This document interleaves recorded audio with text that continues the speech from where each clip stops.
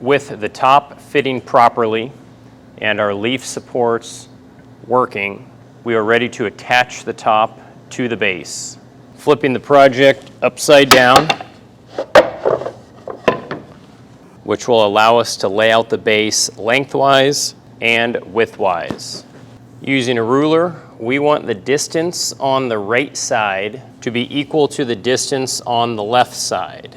Additionally, since our lower lateral connector is 18 inches long and we want our sides perfectly parallel to each other, by adding a couple 18-inch spacers, these are just pieces of waste material,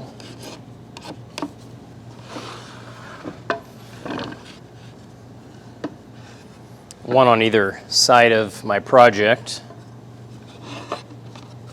I can ensure that when I'm laying this out, my sides remain perfectly parallel to each other. And I end up being right at about 2 1/32 of an inch on either side. So I'm going to put a little pencil mark. Then I also want to check widthwise to make sure that I'm centered as well. This ended up being exactly a 1/2 inch. And when we have that lined up, we're going to mark that with a pencil also. And with everything laid out and marked, I can remove those temporary spacer boards. To glue, we're going to remove the base from the top, apply glue to the top edge of our project, both on the side and the cleat. We want to spread that around and get good coverage. Then we want to flip the project back over and line all of our dowels up. Next, we want to line up our pencil marks and install a clamp on each side.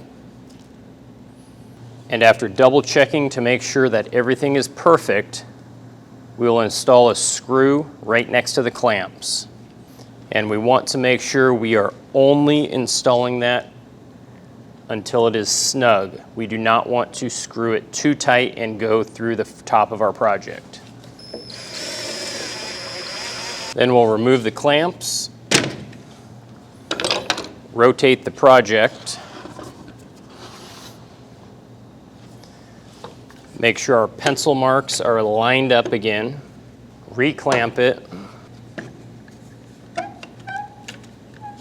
and install 2 more screws.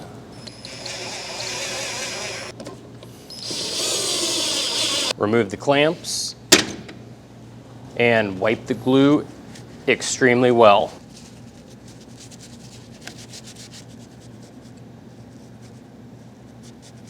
Once finished, we can flip it back over and double check to make sure everything looks good.